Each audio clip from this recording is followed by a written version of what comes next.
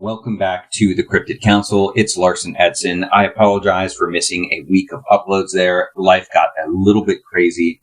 Today we are going to be talking about something that is a little bit more of a rare topic in the cryptid communities. It's something that I have given a lot of my personal time and research to the point that I'd say it's something of a specialty of mine within the cryptid topic. This is much less common than things like Bigfoot or the Loch Ness Monster. This is the topic of living dinosaurs, specifically living theropod dinosaurs, even more specifically, living small to medium-sized theropods, primarily in North America. Let's get into it. Okay, a few quick housekeeping notes. Number one, a few people had mentioned to me that they would like to see my sound quality improve, so I did spend a bit of money on an upgraded mic system and am using some sound software. I'm still learning it. It's not perfect. Let me know. Give me some feedback, though, down below if it sounds any better. I'm doing my best here. I am not a sound technician, so this is something that is a little bit newer to me. The next housekeeping note I will say is that almost all of these accounts, which I'm about to share with you, are people who I have personally spoken to. You could say interviewed, or you could say had a conversation with, however you want to say it. I've had personal interaction with these individuals and asked them for specifics about what they saw, where they saw it, what it looks like, and some other details like that. If there are any that I remember that I did not personally speak to, and these are only stories that I read or heard of or was told secondhand, I will try my best to note that, and we'll try to maybe edit that here on the screen just as a little call out so that you don't think that there's someone that I directly spoke to. But the vast majority of these are people who I spoke to. The third note is that living theropods, as I said, small to medium size, are going to look like what I'm going to be putting on the screen here. Most famously, a theropod is something at the small to medium size, like a raptor, a Utah raptor, or on the small side, a velociraptor, or something on the massive side, on the XXL size, like a T-Rex or a Spinosaurus. These are all theropods. Basically, they have two legs that they primarily walk on upright, somewhat like a human, but of course their posture is very different. I say somewhat like a human to the extent that they're walking regularly bipedally. But then, of course, their posture is different. They have this kind of leaned forward posture.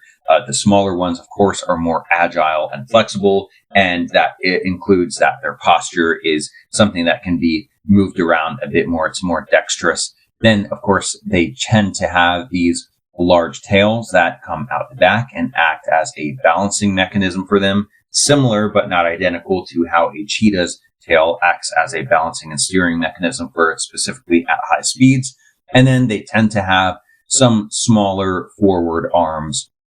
And these arms can sometimes, as in the case with a Utah raptor, be quite useful to the extent that they are used in gripping and fighting and climbing, at least likely. This is what people who study dinosaurs guess, just based on the size and estimated musculature that goes along with these arms in these smaller theropods. And in the cases of larger theropods like T-Rexes, you might see that these arms are less consequential. I'm sure they still had uses, but they are far, far less important and far smaller than their counterparts that are the legs down below, which offer immense power and mobility, speed, power, strength, all of these types of things. Not all theropods are carnivores either. We have several types that are omnivores or herbivores, and I will throw those on the screen here.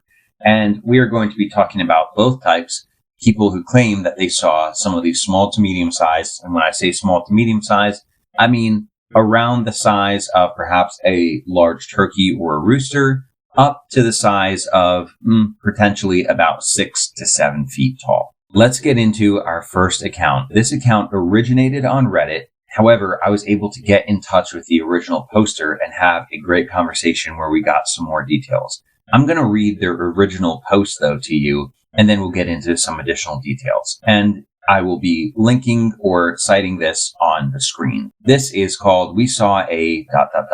Dinosaur?" ? My wife and I frequently go to a nearby national wildlife refuge where we walk our dogs. As we were driving, we saw an animal run across the road about 10 feet in front of us. We were going pretty slow because it's common to see wildlife along that road. I expected it to be a bird, as there are pheasants and grouse in the area. But when I looked at its head, it didn't have a beak. It was smooth and rounded at the mouth. I looked over its body, but didn't see any feathers. I looked at its tail because that would be a dead giveaway, but there were no feathers, and the tail tapered to a tip. The tail was about as long as the rest of the body, and it ran with its head in line with its tail. I did not see any indication of wings along the body. It then ran into some tall grass. I didn't say anything because I had seen that wrong, right? But then my wife said something along the lines of, "Did you see what I think I just saw?" And I responded, "Was that a small dinosaur?" We described it back and forth to each other. We both agreed it was a darkish brown color. She immediately noticed the lack of feathers, but she also said she saw no wings and that it had little arms bent in front of its body. It was maybe 2 feet long. We both are knowledgeable when it comes to wild animals and species identification, as it's a hobby of ours and one of the reasons we frequent the refuge. I've had an intense interest of animals ever since I was a small child. I cannot explain what we saw. Every time we drive in that spot, I remember vividly what I saw. We both agree if the other hadn't been there, we would have thought we were going insane. I think to some degree, I must have, because there is no logical explanation I can come up with. I've looked at so many photos, various birds and lizard species, and there's just no way. I've tried to convince myself I saw something else, but there is nothing that came close enough. If anyone else has a similar experience, I'd love to know. The only thing we came up with was that there was a glitch in the timeline. And I guess that somehow a species of dinosaur survives mass extinction and has remained unchanged and undetected until now, which sounds even more unlikely than a glitch. And then they edited this. Wow, way more engagement than I was expecting. Trying to answer questions as best I can. First off, yes, I'm aware that it's likely that most, particularly small dinosaurs, had feathers. Quick aside here, this is me, Larson speaking, not the poster. This is actually incorrect. The idea that all or most dinosaurs had feathers is ultimately misinformation, and ultimately it's a form of pro-evolution Darwinian propaganda. You can like me or hate me for that, but that's what it is. What we actually have in dinosaurs is 3 primary types when it comes to their skin and the covering of their bodies. Most of them had snake-like scaly skin. You could almost call it almost like a type of leathery/scaly snake-like skin. Some of them had that same type of skin along with something like quills protruding from various parts of their body, but not quite covering their body. And others, which tend to be the exception and the rarer and smaller group, did indeed have noteworthy amounts of feathers on their body. So back to the story. But that, indicating with feathers, isn't what I saw. And I'm not going to give an inaccurate report to make it sound more believable. I was aware of the dinosaur feather situation well before I saw the creature. Doesn't change what I saw. I didn't post this looking to solve the answer of what I saw. I don't think there is any explanation we can get except maybe once we die, if you believe in that sort of thing. This was at least 2 years ago. I stumbled upon this subreddit yesterday and thought, maybe my dinosaur sighting fits here, and thought maybe some people would be intrigued. I did find an image of a dinosaur which most closely resembles what I saw, which can be viewed here, and I will put that on the screen right now. And he edits one more time and says that what he meant by most closely resembles is in the best I could find and not accurate in almost all parts in one way or another. But for those who wanted something like it, here you go. Okay, so that's the original post. And he says that what's on the screen here is what most closely resembles what he saw. It's not perfect in any single part, as he indicated, but every single part, he said, is quite close to what he saw. All right, then a few points that I was able to talk to him about or to see him talk to other people about. So these are both from my conversation directly via DMs with this individual and from conversations that he had publicly with other people. He said that he is confident that it wasn't a lizard because he has a large amount of knowledge on lizards and birds, particularly in that area where he lives. Also, he has a pet iguana and he knows very much what they look like, including what they look like if and when they prop themselves upright or even sprint and run. He is well aware of what a basilisk lizard looks like, which can run on 2 legs. And he said that he has been aware of that ever since he was a child. It was definitively not a basilisk lizard, in his opinion. Again, he emphasizes that he owns an iguana and that the windshield may have had a couple yellowish clear bugs squished on it, but nothing that would have actually changed his vision or his field of view or his wife's field of view and changed what he could see. Nor was there any trees or shrubbery that were blocking or partially blurring what was clearly in front of him. There was no glare, and he says that he was driving about 15 miles per hour, and then he braked in order to avoid what was something running out in front of him, and that's when they clearly both got a good view at this thing. Regarding the brownish color, he said he does not think that it was at all covered in mud or brown algae, and he says that he's lived there for about 11 years, and his viewing took about 15 seconds. Regarding some more of the specifics, he says that this happened in spring when the prairie grasses were changing from brown to green, and that sticks out in his memory.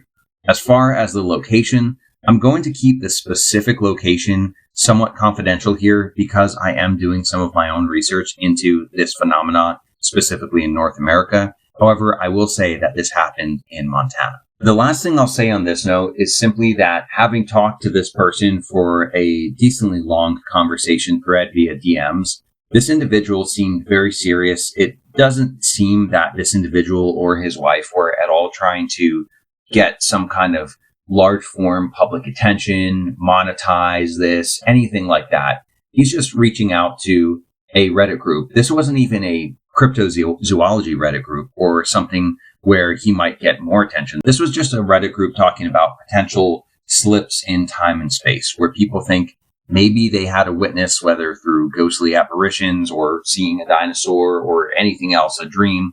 Maybe they had experiences where it's almost as though they time traveled or someone else time traveled and they saw a slip in time and space. I believe it's called a glitch in the matrix is what they're talking about here. Again, this wasn't posted on a creationist Reddit board or even on a cryptozoology Reddit board or even on a dinosaur Reddit board.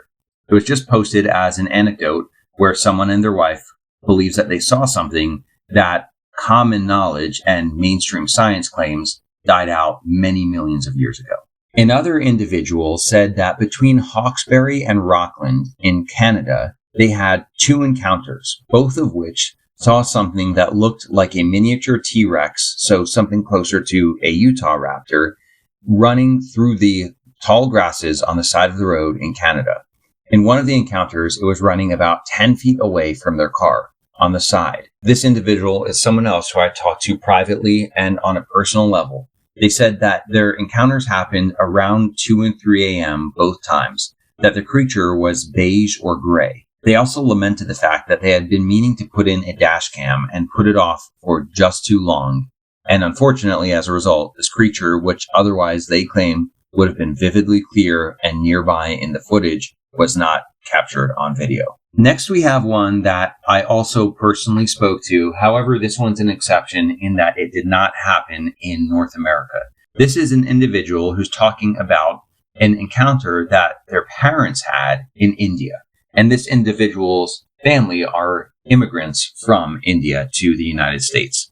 And they said that this happened in a place, again, forgive me if I do not pronounce this correctly, called Thermuthi Hills in southern India. This one also happened late at night, around 12 to 1 a.m. His parents told him this story, and he always found them to be trustworthy and to be serious, not pulling his leg about it, not mocking him or making fun of him, or treating it like it was a little kid's bedtime story, but rather fervently and seriously saying that this happened to them on their date before he was born. They said that it was somewhere around September of 1992, and they mentioned that the creature was the size of a dog and sort of had a lizard skin. It apparently gave some kind of vocalization, and the dogs in the region got scared and ran away. After a couple of seconds, when they were watching it, they saw it run and hide in a nearby hole or crevice in the rocks, like a small cave that people couldn't fit into. This individual and I talked back and forth for a while, and they wanted to make a few points. One was that they noted that this was much before the dinosaur craze largely caused by Jurassic Park, and before some people would have had their minds biased about exactly what to look for in alleged dinosaur sightings by Jurassic Park. What they described is something like an upright small dinosaur, and here's the closest that we could get based on their description to what they saw. They say based on their knowledge of India and the region, there are absolutely enough caves for them to nest and have enough small animals to hunt down and eat on to survive. They also say that In India, people are comfortable sharing this type of thing around, and their family actually shares this story commonly with their Indian relatives, but not so in the United States, because in the United States and in the West, people get laughed at for this type of stuff. Their exact quote is, in India, and I quote, people will be like, meh, and move on. The only thing they regret is not taking a photo of it, even though they had a camera with them on that day. They say they were too shocked to react to it, and there were just a couple of moments before it ran off. An interesting detail here is that they say, and I quote, the area they had the encounter has a lot of monitor lizards, but my mother has a bachelor's in zoology, so she would definitely know a monitor lizard. And their description was pretty clear. It stood on its hind legs and had shifted front claws that it didn't really use for running. As is common with people who encounter cryptids, they didn't like to use the exact word that made them sound totally crazy. And so you'll see this sometimes in Bigfoot accounts where people will say, I saw a huge hairy man in the woods, or I saw a big thing that looked like a giant ape in the woods, but they just don't want to say Bigfoot. Similarly, when speaking about how they talk about it in the US, this individual said, they didn't outright say dinosaur. They mentioned we saw something similar to the raptors in the movie of Jurassic Park, but very small. And this is the encounter that was shared with their progeny after 1992. All right, back to the US, we have someone who says, and I quote, when I was a kid, I had a field trip in a nature conservation. I saw a little dinosaur-like animal run between trees. I told my teachers, but they just gave me the whole lecture on birds and whatnot. Okay, so that's the original post from this individual who I was luckily able to track down and have a short conversation with. Now, the note that they said about how the teachers gave them the lecture on birds and whatnot is, again, more pro-Darwinian evolution propaganda about how all birds are dinosaurs and every time he sees a bird, he's seeing a dinosaur. That's what he was told. But he says that even then he was sure and he was trying to explain to them that's not what he saw. What he saw, he says, looked like a little T-Rex. So he guesses now as an adult what that would be called is a theropod. And he is correct.